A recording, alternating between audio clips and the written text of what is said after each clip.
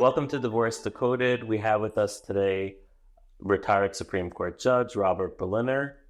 We're going to go through what happens in the court system to better understand the court system and to know what the process is and what to expect. If you want to introduce yourself. My name is Robert Berliner. I am a retired Supreme Court Justice here in the 9th Judicial District, which includes Rockland County and 4 other counties in this region. I did many divorce cases while I sat as a judge. I also have experience in family court as well. I think let's first just make the distinction between family and supreme, and then we'll go through like what the process is, in going through a divorce. Because I think that's something that a lot of people are confused with. Like there's family court, there's Supreme Court. Am I in family? Am I in Supreme? Yes. What does each one mean? New York State is, I think, in the minority of states that has a separate family court and a separate Supreme Court. Most of the states have, let's say, a family division where it basically encompasses family court and the matrimonial proceedings, which are in New York State Supreme Court. Now, in New York State, family court cannot grant a divorce. You can only bring a divorce action into Supreme Court. Family court does handle family matters, child support, custody, parental access. Those are the relevant cases that pertain to a divorce that can be initiated in family court. I must also include family offenses, domestic violence. Those can be initiated in family court. And again, only Supreme Court can grant a divorce. So if someone is looking for a divorce, they cannot file in family court. They can only file in Supreme Court. And a divorce action is similar to any other kind of civil litigation. You need to serve a summons and a complaint, and a defendant, unless he or she wants to be in default, must serve an answer. And then one of the parties, let's say there is an answer, which means it's a contested matrimonial, one of the parties then needs to file a form. It's called a request for judicial intervention, or as we term it, RJI, and that triggers an assignment to a judge in Supreme Court. And then the process begins, at least in the court system. Now, many cases, as you realize, don't end up in the court system. They end up being resolved prior to an action being commenced. But unfortunately, there are a nice number of cases that do not resolve, and they end up going to court. And then there's a whole process that must start once that RJI is filed. The court brings everyone in for a conference. It's called a preliminary conference. And that must take place, if I'm not mistaken, that conference must take place within 60 days once that form is filed requesting judicial intervention. And so let me just walk back a drop. Yes, please. So I want to just zero in for a second more on like the family court, Supreme Court. So like someone that's not married would just be going to family court. Someone that's married going through divorce, they could go to family court to resolve child support, visitation separately, or order of protection. Yes. Or they could go to Supreme Court to resolve those issues. Married couples can go to Supreme.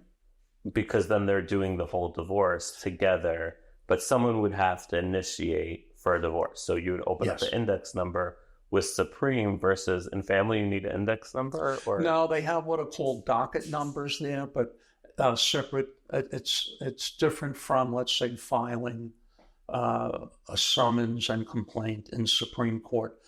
You don't deal with the county clerk. The family court has its own internal system of docketing and keeping files. Right. Now, After someone goes through a divorce, they want to modify child support, they want to modify, are they going back to Supreme, or are they going at that point to family? Well, it actually depends on the terms of the judgment, because the judgment either gives both courts, family and Supreme Court, what we call concurrent jurisdiction, which means both courts can handle a modification or an enforcement. But if the divorce judgment only states it can only go back to Supreme Court, then you're limited to Supreme Court. What should be the court of preference now that you're not there, I think it's always better to have a choice, because Supreme Court in general, bringing an action or a modification in Supreme Court is much more involved, much more expensive. It's extremely difficult to do it on your own in Supreme Court. Family court is definitely easier and less expensive. So something that I've noticed, like we're doing divorces, so we focus really on Supreme Court and not so much on family court at all. We're going to get into like the difference between contested, uncontested, but in family court, it's very easy, what it seems to me, like to do it on your own, but it's more difficult to do it with lawyers or to do uncontested. Like if someone's doing a child support motion and they resolved it and then they want to go have a lawyer file it in as like an uncontested in family court, that would be more difficult. Does that make sense? Just from my experience, we don't do a lot in family court. You're referring to a modification. Oh, or even an unmarried couple, or they live together for a long period of time. They want to resolve child support and visitation, and then they want to file it.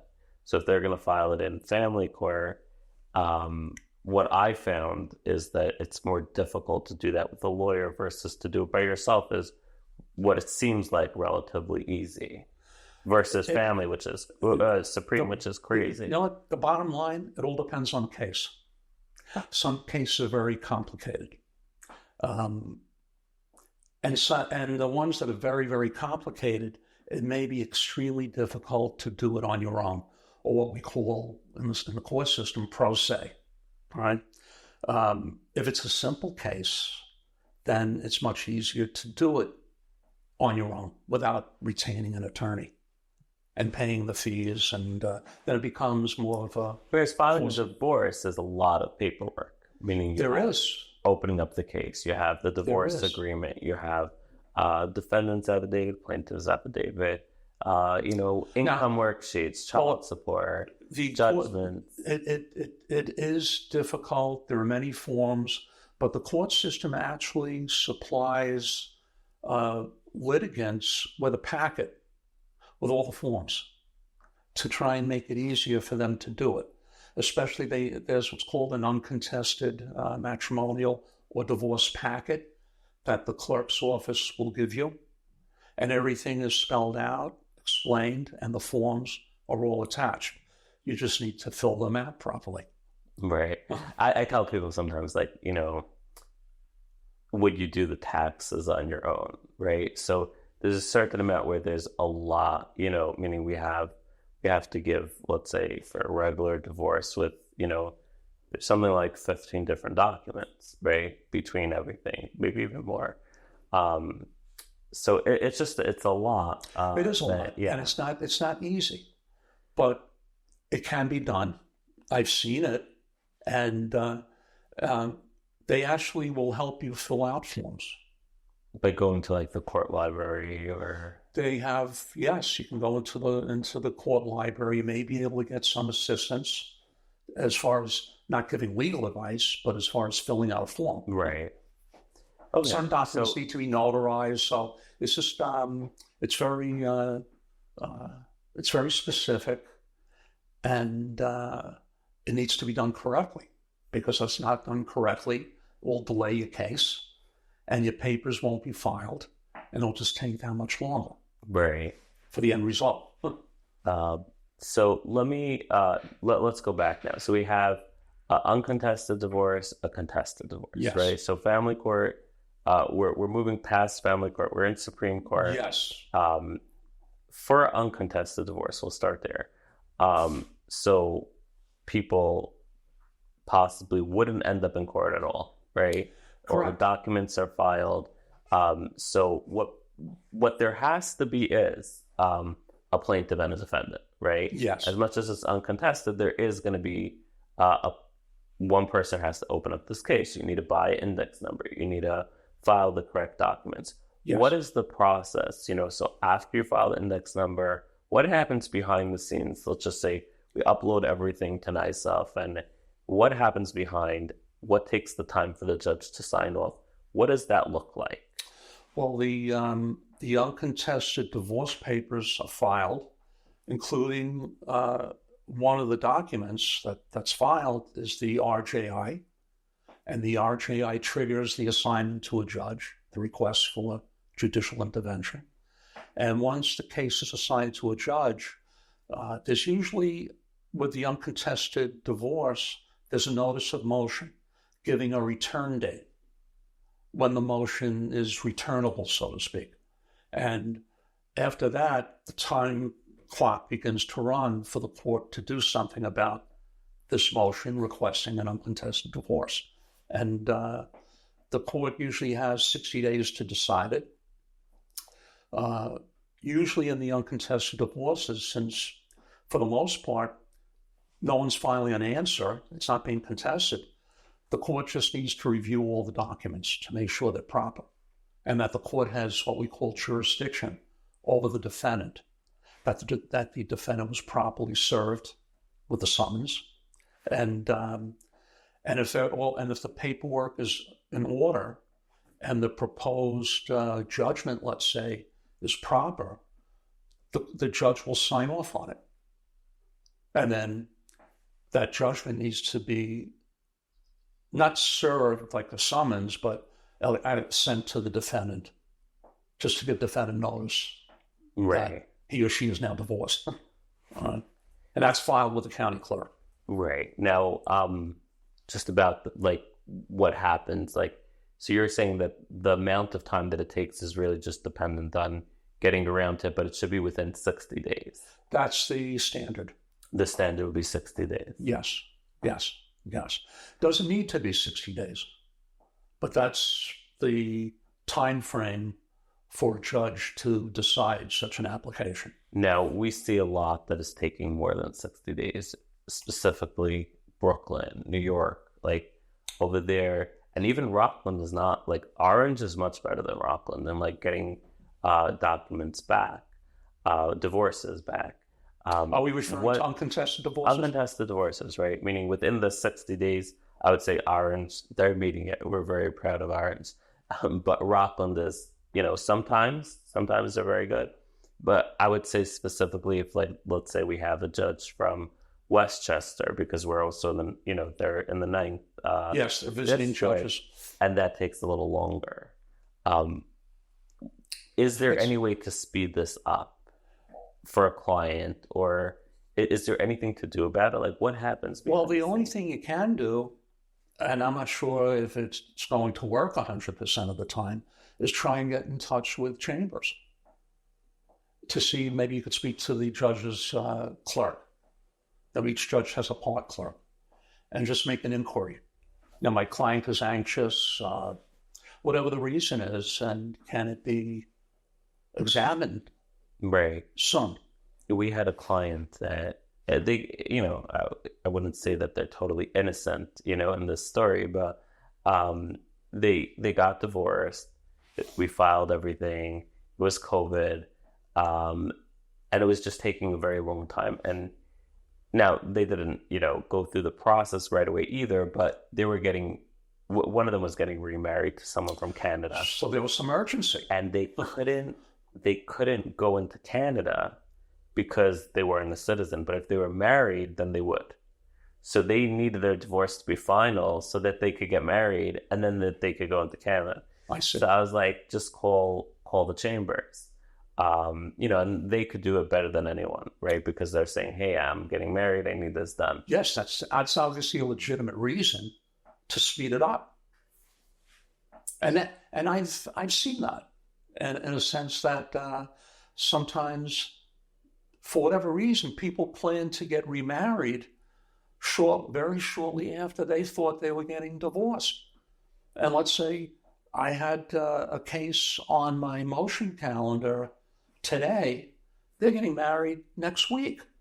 So if I received that information, or my law clerk received that information, or my part clerk received that information, we would try and take care of it right away. There's a sense of urgency. Right. Time is of the essence. Why prevent someone from remarrying because a set of papers is sitting on someone's desk? It doesn't make sense.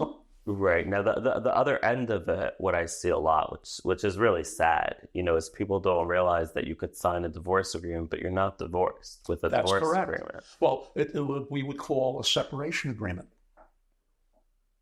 And many times right, separation, or like even a stipulation of settlement, yes. Meaning where they're not just going to separate, or they're actually doing it to file for a divorce, and it's worded that way, but they don't file, and then they're looking at it a few years later, and they're like, "Hey, we're just not divorced." Like that's true, and if hopefully if they were represented, that a lawyer, that their attorney, well, at least an attorney for the plaintiff would say, "You're not divorced. A judgment of divorce needs to be filed." And until that's signed and entered in the county clerk's office, you're not divorced. Right. So, I'll tell you where I see this a lot with makeshift mediations, like where they're not doing this, they don't have the system, and then these fall through the cracks, or even it's possible that the client settled without the lawyer, right? Yes. So they're not getting to that place, and they don't realize, hey, we have to file this. So just before we move on to the contested process, a question I want to ask you, it's an interesting phenomenon, but we have uncontested divorces, which are really when you're filing for irrevocable breakdown of marriage for 6 months or more. Yes. Right? We have, this happens a lot of times where someone's not married for 6 months and they want to get divorced. Now, I've seen a lot of different lawyers do this differently. I've even seen someone which this, I don't understand it, but maybe you do. They wrote in their agreement that they waive their right for 6 months of irrevocable breakdown. Now, on the other extreme, I've seen where people that had the 6 months of irrevocable breakdown, but they put in the case registry when they separated, which to me would just mean the separation date. It wouldn't mean for the irrevocable breakdown. They put down a date that was less than 6 months from when the judge was going to sign, and they made them wait, right? But in this situation where someone's not married for that long, what should they do? Like, is there anything for them to do, or that's just... As far as I know, you can't waive that 6 month requirement. I never heard of it. And it's not, I don't believe it's in the statute, the domestic relations law, which governs divorces. I'm unaware of it. Yeah, so I don't see there's a way to get around it. And that's the intent of the legislature. They want you to wait at least 6 months. I'm not sure the rationale behind it. Maybe it's to ensure that when you want to get married, there's a responsibility in the marriage, so to speak, and it shouldn't be taken so lightly where you could a month later get divorced. Both clients must fill out a sworn statement of net worth, which in itself is a complicated document because everything is listed. All your assets, all your income, all the vital information, and specific information, bank accounts, trust accounts, stock accounts, anything where you have money or finances. If you own a business, that must be listed. And then it all depends on the complexity of the case. Many times there are depositions of the parties, which must be scheduled. And there's also document discovery, where one side serves a demand for documents. And these things take time. Tax returns, corporate tax returns. There's a business. Sometimes the depositions take some time. And normally the depositions don't take place until both sides have received all the documents so they can be reviewed. So you can actually ask someone a question about certain documents.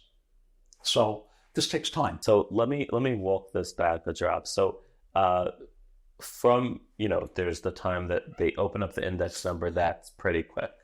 They file, then they get, the defendant has some time to reply, right? So yes. Whatever that time frame is. Yeah, it's only 30 days. So we're already a month in, right? Which can be extended by the plaintiff, that time frame. Right. So we're 1 month in. They file back that they send in what their response is. Yes. Then when would the court? So you mentioned that there's income worksheets, different documents that you have to fill out, or yes. net worth statements.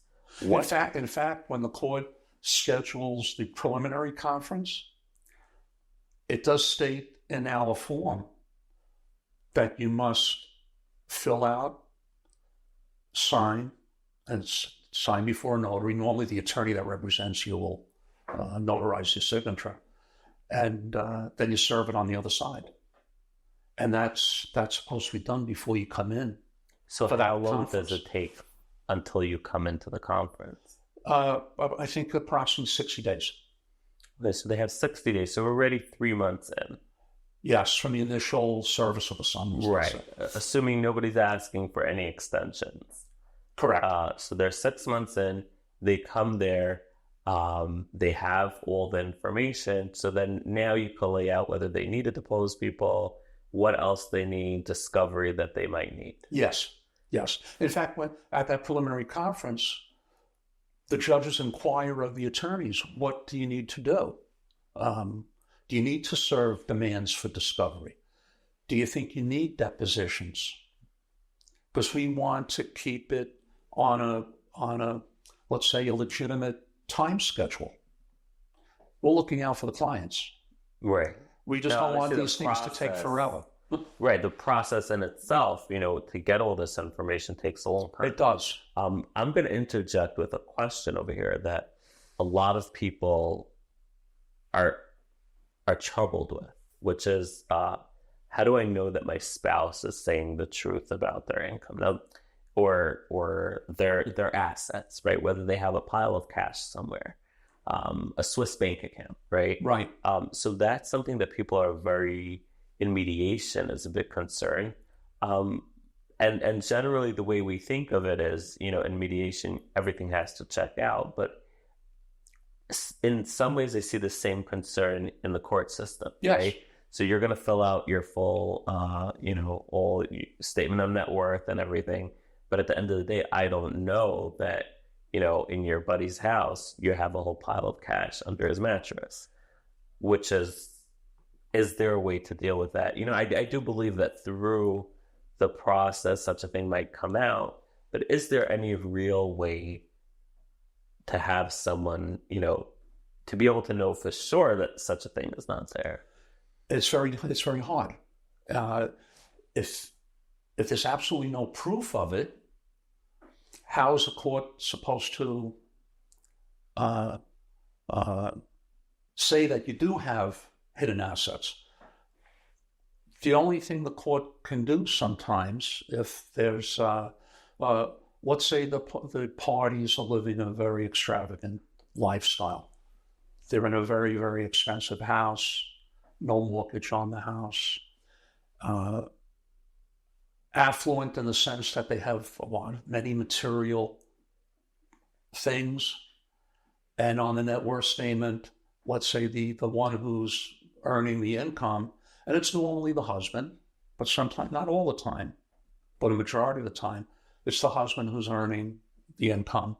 And usually the wife, if there are children, especially young children, is either home with the children or working part-time, not making close to the same as the other spouse. That to me is a red flag, because you're only showing a very low income. How can you be making all these purchases or living the lifestyle that you're living? So the court can, based on what I mentioned, can infer income to a spouse. So that's especially true. Which I've done. That's especially true in, let's say, child support or stuff like that, which yes, we also have this difference where, let's say, taxable income. Someone owns a business, their taxable income, I'll just give myself as an example, this coffee is tax. I don't pay taxes on because I buy this from the business. Yes, it's a legitimate business expense. But now, would this be for child support? You could argue that I saved myself $1 by getting a coffee from the business versus having to pay for it myself. Now, that might not be legitimate, but if you're paying for your car on the business, yes, if you're deducting different expenses, let's say you're paying for your phone, your cell phone from your business, these expenses could be proper deductions and no issue with IRS, but for child support purposes, they would be included back. So yes, that's the difficulty, and that's like what you're saying is where you're going to have to impute some sort of income, yes, and figure that out. But the distinction that I think is very important is that as a judge, you have common sense, you have your knowledge, but you don't really, you're not going out there investigating what's happening. All those facts are really coming in from the parties. Yes. So it's the parties, it's their attorneys that are bringing in these complaints and are asking from the judge, like, hey, this is our situation. This is why we're asking for these discoveries or imputed income. Have you ever imputed income without them asking? Or would that no, I don't remember doing that, because usually in a case like that, both sides are represented, because it's what we call a more moneyed type of case, and the both sides have the means to retain attorneys, and the attorneys do a very good job at trying to bring that out. And I remember some attorneys, they cross-examined, let's say, the husband who had a business and is writing off all kinds of write-offs that were really for personal items, not business related. And they proved it. And when I made my findings, which was part of my decision, deciding the case, I would make a finding that certain expenses were not legitimate business expenses, but should be treated as income. Right. And I based child support and maintenance for the spouse. Used to be alimony, but it's maintenance. That's the term. I would base my maintenance and child support awards on that additional income. So, and you try and do what's fair and what's right as a judge. Right. But you still need something to base it on. Right. You can just pull it out of the air. I like how you say, like, it has to be fair and right. Like, a lot of times when, we're in hypothetical, like in mediation, people want to think, they want some basis, right? So they want to think, like, what's going to happen in the court system. And a lot of times, it has to make sense, right? So if you're going to be paying, let's say, they have a lot of expenses for their children that are shared, right? Yes. And then you're going to have maintenance, and you're going to have child support. And you're going to add all that together, especially with a lot of children. And if you're going to do all that, there are scenarios where it could end up more than their income. Or I'll give you another example, which I see a lot lately. Parents are doing 50-50. One of them is earning $10,000 more than the other one. If they have, let's say, 3-4 children. If they're going to pay child support to the one that's earning less than $10,000 less, they'll be paying more. The lower earner is going to be making more than the one paying child support after child support. So there are certain scenarios where you just have to say, like, listen, for a judge, there's going to have to be common sense here. Like, yes. Look, firstly, you want to do what's right for both sides. And again, you want to be fair. And, but you also want to be practical.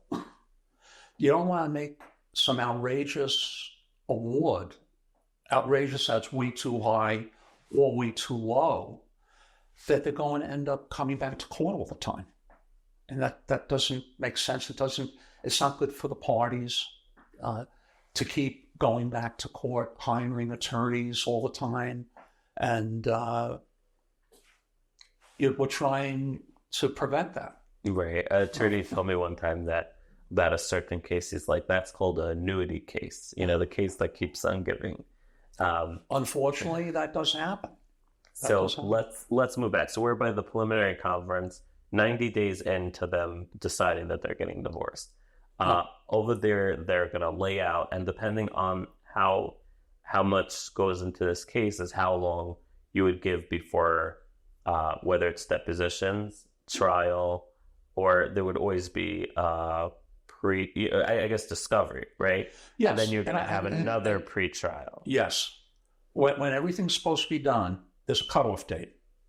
And on that cutoff date, another form has to be filed by either side that the case is ready for trial. All discovery is complete. There's a checklist that they exchanged net worth statements, they exchanged paper discovery, depositions were held or waived. Sometimes they don't do depositions. And there's no outstanding discovery. And that's letting the court know that the case is ready for trial. So what's that timeline?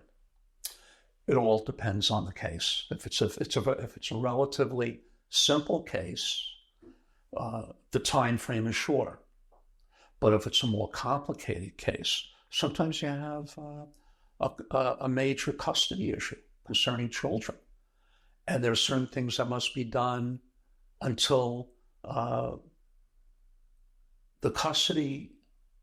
discovery in the custody case is completed. There could be what we call, we order forensics. That takes time. Where a psychologist, social worker, or psychiatrist will interview the two parents and interview the child, if the child is of a certain age, and write up a report and make recommendations to the judge. Those things take time.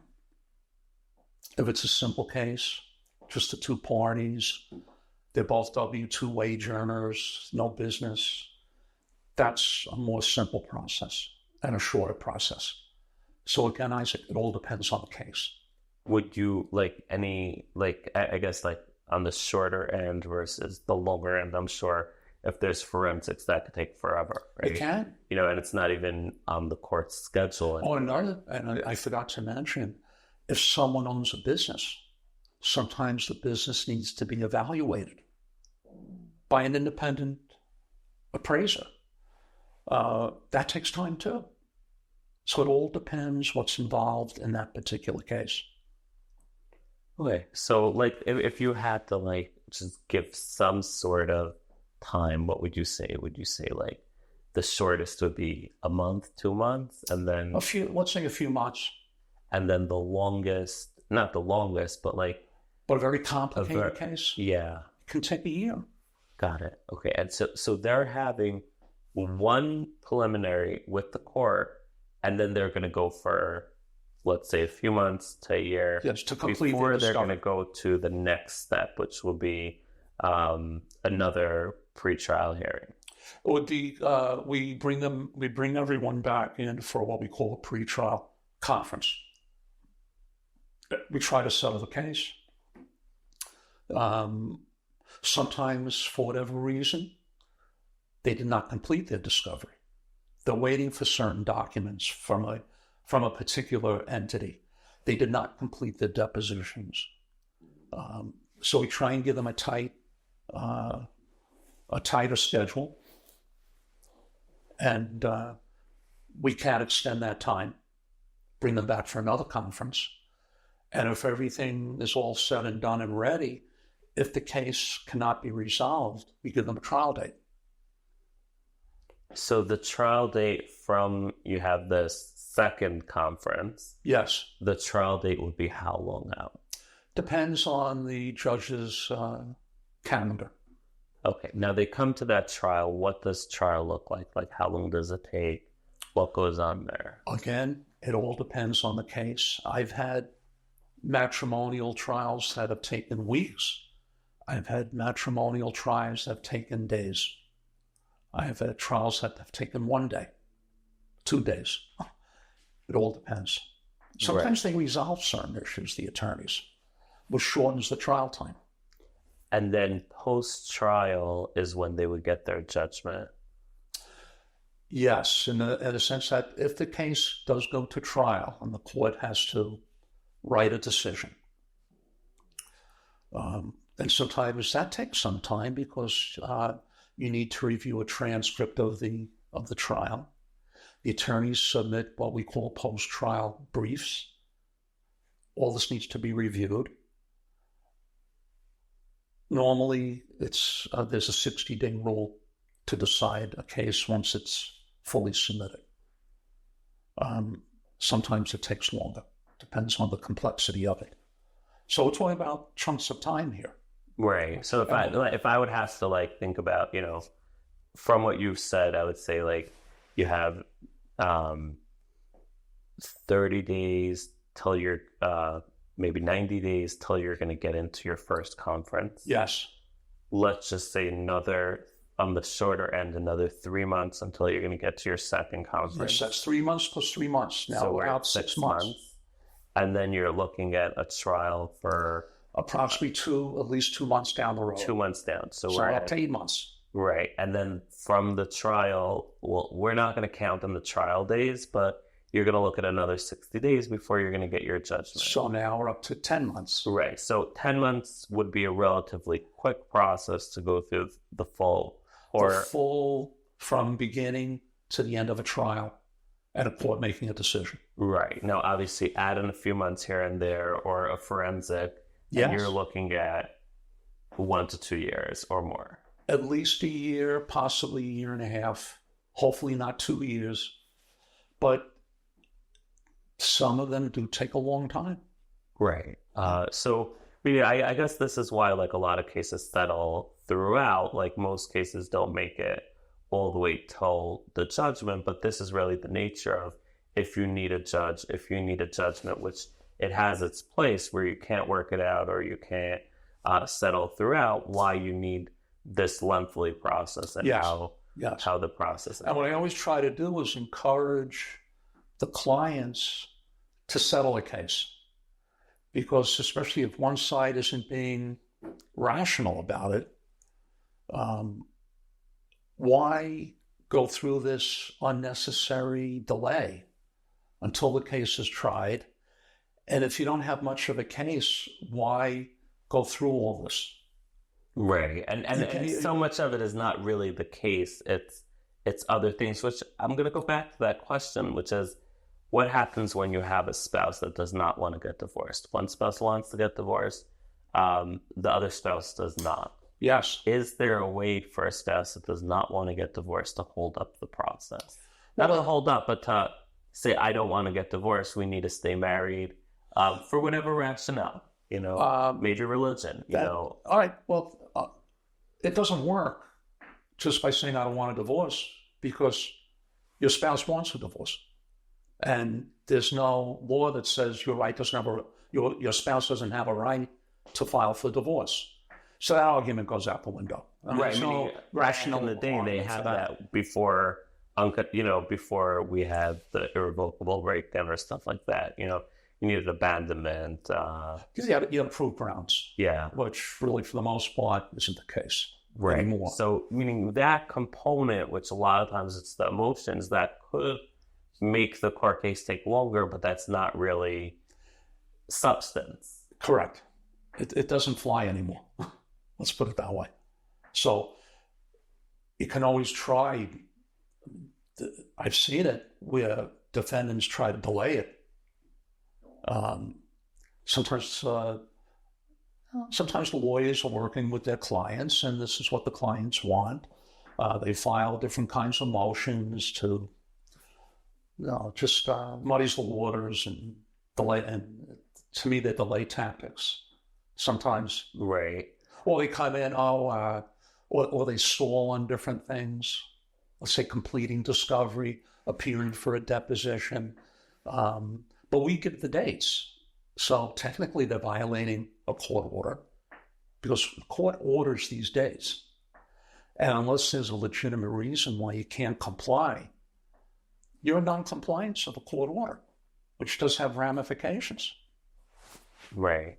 Let me ask you like this. I've heard this a lot. I've seen this in studies where a lot of people throughout the court system don't feel heard, or they feel like they're